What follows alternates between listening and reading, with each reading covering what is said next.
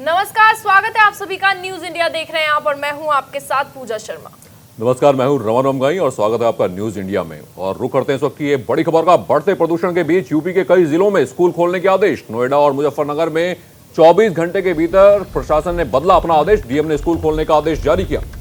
बिल्कुल, इस वक्त की बड़ी खबर आपको बता दें, नोएडा में स्कूल बंद कर दिए गए हैं। 21 नवंबर तक ये आदेश जारी किया गया है। और साथ ही पहले प्रदूषण की वजह से स्कूल बंद किया था दिल्ली एनसीआर में, और अब नोएडा में भी स्कूल बंद कर दिए गए हैं। अचानक स्कूल खोलने का आदेश जारी हुआ है। पश्चिमी उत्तर प्रदेश में स्कूल खोलने को लेकर प्रशासन ने अपना फैसला बदला। पहले नोएडा और मुजफ्फरनगर में स्कूल बंद करने के आदेश थे और अब 24 घंटे पहले ही स्कूल बंद करने का आदेश दिया था और अब स्कूल खोलने का फैसला किया गया।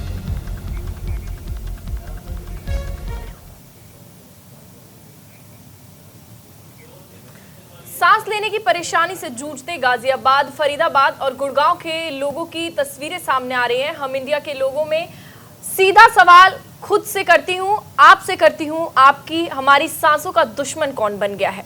पॉल्यूशन के सॉल्यूशन को लेकर बातें तो हर रोज होती हैं। अक्टूबर और नवंबर के महीने में प्रदूषण को लेकर खूब हो हल्ला होता है, लेकिन हल कुछ भी नहीं निकलता। प्रदूषण को लेकर सुप्रीम कोर्ट में आज सुनवाई हुई। इस दौरान सुप्रीम कोर्ट ने सरकार को फटकार लगाई है।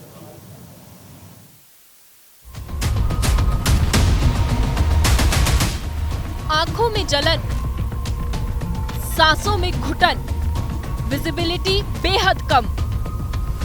दिल्ली में जहरीली हवा का पहरा है, जहां सांस लेना भी हो गया है दुभर। दम घोटने पर उतारू है दिल्ली की जहरीली फिजा।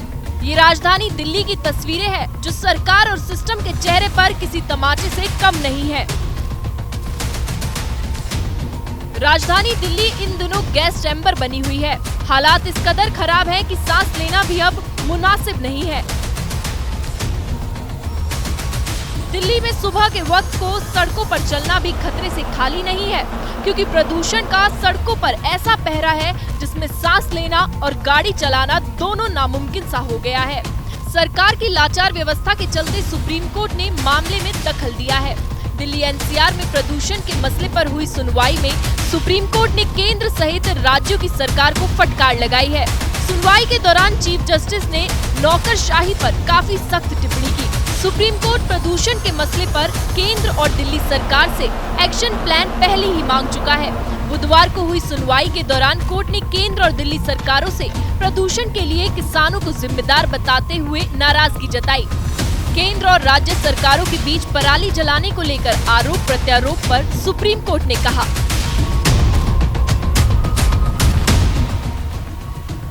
सरकार अगर पराली जलाने को लेकर किसानों से बात करना चाहती है तो बेशक करे, लेकिन हम किसानों पर कोई जुर्माना नहीं लगाना चाहते। दिल्ली के 5 स्टार होटलों में बैठकर किसानों पर टिप्पणी करना बहुत आसान है, लेकिन कोई ये नहीं समझना चाहता कि किसानों को पराली क्यों जलानी पड़ती है।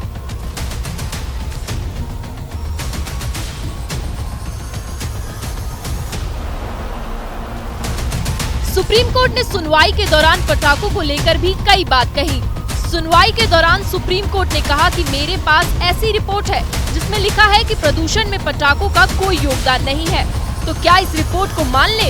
ऐसी तमाम रिपोर्ट आती है कि किसकी गलती है और किसकी नहीं, लेकिन ये वक्त ये सब देखने का नहीं है। ये वक्त है पॉल्यूशन की समस्या को मिलकर दूर करने का।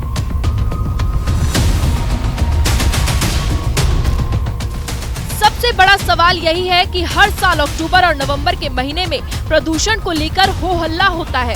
सरकार भी परेशानियां जाहिर करती है। घूम फिरकर मामला पराली पर आकर टिक जाता है। पटाखों को लेकर चिंता जाहिर की जाने लगती है। सबसे बड़ा सवाल यही कि बाकी के 10 महीनों में सरकार क्या करती है।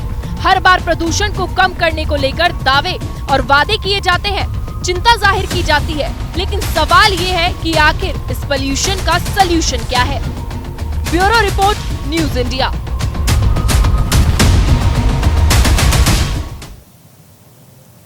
एक बार फिर करतारपुर कॉरिडोर खुल गया है और पंजाब के सीएम चरणजीत सिंह चन्नी आज अपनी कैबिनेट के साथ करतारपुर साहिब दर्शन करने जाएंगे।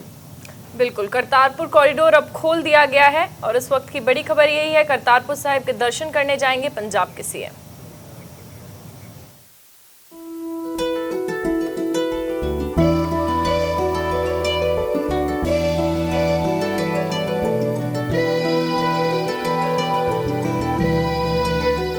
611 दिनों के बाद फिर खुला करतारपुर कॉरिडोर। 100 अफसरों समेत 149 श्रद्धालुओं ने करतारपुर में की अरदास। करतारपुर कॉरिडोर को आज से श्रद्धालुओं के लिए खोल दिया गया है। पंजाब के सीएम चरणजीत सिंह चन्नी अपनी कैबिनेट के साथ गुरुवार को करतारपुर साहिब के दर्शन करने जाएंगे। वहीं आज दर्शन करने गए बाबा सुखदीप सिंह बेदी ने कॉरिडोर खोलने के लिए केंद्र सरकार का आभार जताया है। कोरोना की वजह से करतारपुर जाने वाले श्रद्धालुओं को कोविड नियमों का खासा ख्याल रखना होगा। बताया जा रहा है कि उन लोगों को ही पाकिस्तान में जाने की अनुमति मिलेगी जिन्हें वैक्सीन की दोनों डोज लग चुकी हैं। श्रद्धालुओं को अपने साथ आरटीपीसीआर की नेगेटिव रिपोर्ट भी ले जानी होगी जो 72 घंटे से ज्यादा पुरानी ना हो, नहीं तो उन्हें दर्शन के लिए जाने नहीं दिया जाएगा। खबरों के मुताबिक जब श्रद्धालु पाकिस्तान की सीमा में दाखिल होंगे तो उनका रैपिड एंटीजन टेस्ट भी वहां होगा। इसके अलावा कोई दूसरा टेस्ट पाकिस्तान में नहीं होगा।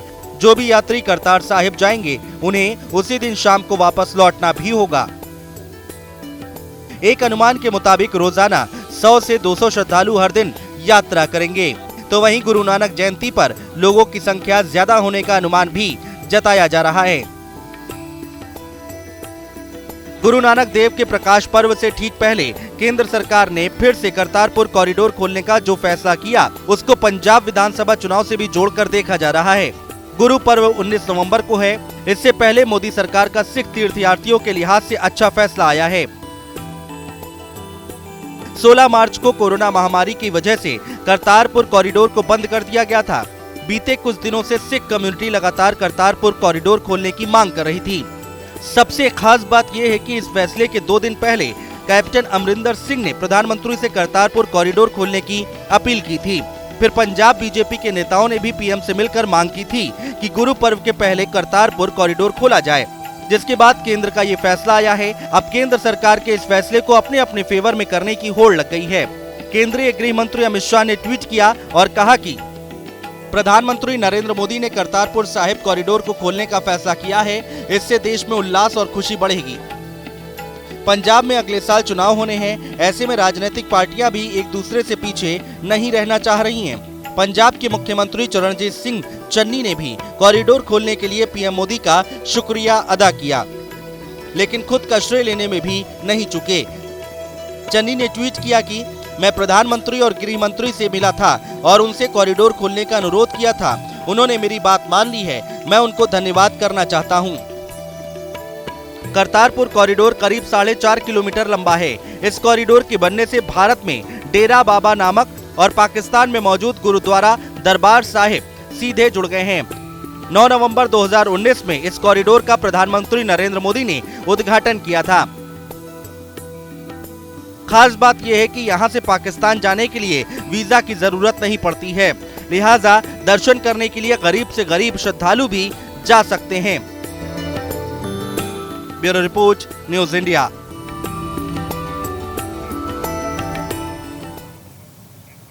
और न्यूज इंडिया में वक्त तो चला एक छोटे से ब्रेक का। ब्रेक के बाद भी खबरों का सिलसिला चलता रहेगा।